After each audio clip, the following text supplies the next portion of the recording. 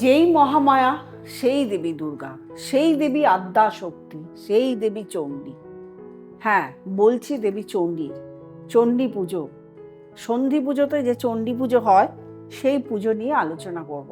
যদিও আপনারা সবাই জানেন, যারা পুজোর মধ্যে আছেন, পুজো আর্চা করেন, তারা সবাই আপনারা এই যে সন্ধি পুজো নিয়ে প্রত্যেকেই জানেন। তাও যারা জানেন না তাদের জানানোর অবগতির জন্য বলবো, এবং তার সঙ্গে সন্ধি পুজোতে কী কী উপকরণ লাগে, কেন সন্ধি পুজো করা হয়, এবং সন্ধি পুজোতে কী করলে আপনি ভালো থাকতে পারবেন সেটা নিয়ে আলোচনা করব।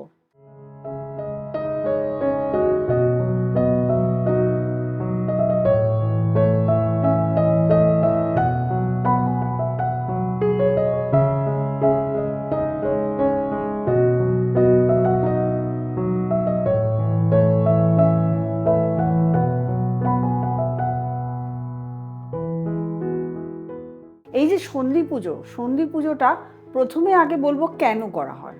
দেবী দুর্গার উদ্ভব হয়েছিল, এটা আপনারা সবাই জানেন। আমি আগেও অনেকবার প্রোগ্রামে বলেছি, আমি সুন্দর করে পুজোর প্রোগ্রাম করেছি, সেটা তো সুন্দর করে আমি বলার চেষ্টা করেছি, বোঝানোর চেষ্টা করেছি যে দেবী দুর্গার আবির্ভাব করেছিল অসুরদের দমন করার জন্য।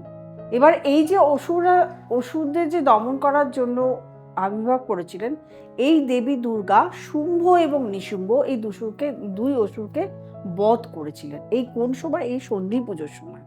সন্ধি পুজোর টাইমিংটা কখন হয়? অষ্টমীর শেষ দণ্ড এবং নবমীর প্রথম দণ্ড।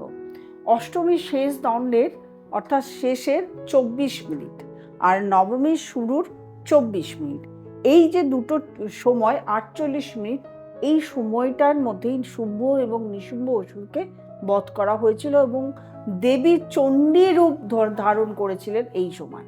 সেই জন্য এই সময় দেবী দুর্গা মহামায়ার চণ্ডী রূপের পুজো করা হয়। এটা একটা স্পেশাল পুজো, স্পেশালভাবে আয়োজন করা হয় এবং আলাদাভাবে আয়োজন করা হয়। দেবীকে 108টা প্রদীপ জ্বালানো হয় ওখানে, 108টা নীল পদ্ম দিতে হয়। নীল পদ্মের অভাবে যে কোনো পদ্ম দেওয়া যেতে পারে, কিন্তু নীল পদ্মটাই অরিজিনালি দিতে হয়। সবসময় তো নীল পদ্ম পাওয়া যায় না। তার সঙ্গে লাগে দেবীর ফুল এবং লাল রঙের ফল, বেলপাতা, দুব্বার মালা লাগে। তার সঙ্গে লাগে শাড়ি, আলতা, সিঁদুর এবং গয়না, মানে সাজসজ্জার জন্য আলাদাভাবে গয়না। এইভাবে দেবীর চণ্ডীর সেই সময় পুজোটা করা হয়, আরাধনা করা হয়। অনেকেই এই সন্ধি পুজোটা অংশগ্রহণ করেন। বলা হয়ে থাকে দেবীর এই সন্ধি পুজোটা অংশগ্রহণ করলে সারা জীবন যমের থেকে দূরে থাকা যায়, দুঃখ থাকে না সারা জীবন। তখন সন্ধি পুজোটা হচ্ছে, সন্ধি পুজোর সময় একটা তো সময় 108টা প্রদীপ জ্বালানো হয়। চেষ্টা করবেন তার মধ্যে অন্তত একটা প্রদীপ, 100 জনের মধ্যে 108 জনের মধ্যে আপনার জন্য হাতে একটা প্রদীপ জ্বলে। এবং যখন প্রদীপটা জ্বালাচ্ছেন, আপনার মনের যে মনস্কামনা আছে সেটা অবশ্যই দেবীকে জানাবেন। আপনার যে প্রবলেম আছে সেটা অবশ্যই দেবীকে জানাবেন। এবং এই যে আপনি 108টি নীলপদ্ম দিয়েছেন, বা যাই হোক ঠাকুরমশাই 108টি যে নীলপদ্ম দিয়েছেন, তার মধ্যে ঠাকুরমশাইয়ের কাছ থেকে একটি পদ্ম নিয়ে এসে আপনি বাড়ির লকারে হোক বা একটা ভালো জায়গায় সেটাকে সেভ করে রাখবেন, বা ঠাকুরের আসনেও আপনি রেখে দিতে পারেন ওই নীল পদ্মটাকে। তাহলে আপনার জীবনে যে আর্থিক সমস্যা সেটা একদমই থাকবে না। এবং আরেকটা জিনিস যেটা হলো, যে ধরুন আপনি ফুল দিতে পারলেন না, ফল দিতে পারলেন না, আপনি ফুল দিতে পারলেন না, বা কোনো কিছুই করতে পারলেন না, শুধু প্রদীপটা ধরেন। সবার তো আর্থিক সঙ্গতি থাকে না 108টা নীলপদ্ম কিনে দেওয়া, এবং আমি যে সমস্ত উপকরণ বললাম সমস্তটুকু বেশ খরচা। তাহলে অন্তত দেবীকে আপনি ফল নিবেদন করুন, যে কোনো একটা লাল রঙের ফল, সেটা আপেলও হতে পারে, বেদানাও হতে পারে, লাল রঙের আঙুরও হতে পারে, বা যাই হোক, যে ধরনের যে ফলটা লাল রং, সেই লাল রঙের ফল দেবীকে, মরশুমি ফল এই সময় যেটা পাওয়া যায়, সেই মরশুমি ফল আপনি দেবীকে দিতে পারেন। তাহলে কিন্তু আপনি দেবীর যে আশীর্বাদ সেটা আপনি পেতে চলেছেন।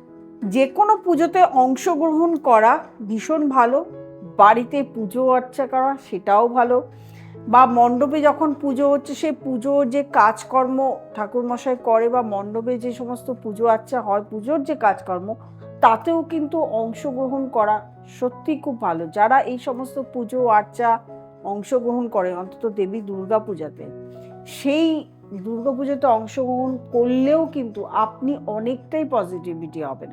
পার্সোনালি দেখবেন যারা করেছেন বা যারা করেন তারা দেখবেন ভীষণ আনন্দে থাকে, তাদের আলাদা একটা গ্লেজ বেরোয় শরীর থেকে, আলাদা একটা। আর এই যে সময়টা, সন্ধি পুজোর সময়টা, আপনি দেবী চামুণ্ডার যে মন্ত্র আমার শর্টসে আছে, আমি শর্টসে বলেইছি দেবী চামুণ্ডার মন্ত্র, সেই চামুণ্ডার মন্ত্রটি আপনি 108 বার, ওইখানে দেবী দুর্গার যখন পুজো হচ্ছে 108 বার সেই মন্ত্রটি মানে বলুন। তাহলে দেখবেন আপনার সত্যিকারের যে সমস্ত সমস্যা আছে, দেবী চামুণ্ডা আপনাকে সেই সমস্যা থেকে মুক্ত করবে। সবাই ভালো থাকুন, আনন্দে থাকুন। আর যারা আমার সঙ্গে যোগাযোগ করতে চাইছেন, নিচে স্ক্রলে যে নাম্বারটি আছে সেই নাম্বারটিতে ফোন করবেন, বুকিং করবেন, চেম্বারে আসবেন, অথবা আপনারা যারা অনলাইন করতে চাইছেন তারাও একটু ফোন করে নেবেন, সেটার আলাদা প্রসেস আছে। আর যারা নতুন প্রোগ্রাম দেখছেন তারা অবশ্যই সাবস্ক্রাইব করবেন, লাইক করবেন, কমেন্ট করবেন, শেয়ার করবেন এবং নোটিফিকেশন অল বেলটি প্রেস করতে ভুলবেন না। যদি অল বেলটি প্রেস না করেন তাহলে আপনার কাছে নোটিফিকেশন যাবে না, তাহলে আমার যে নতুনত্ব প্রোগ্রামগুলো আপনি সেটা দেখতে পাবেন না। আমার চেষ্টা আপনাদেরকে কিভাবে আমি ভালো রাখতে পারবো। আপনারা যখন আমাকে বলেন যে আপনারা আমার টোটকাগুলো করে বা আমার কথাগুলো শুনে যেভাবে মেনে চলতে বলি সেগুলো করে আপনারা ভালো আছেন, তখন আমার সত্যিই খুব আনন্দিত হয় যে আমি কিছু লোককে অন্তত ভালো রাখতে পেরেছি।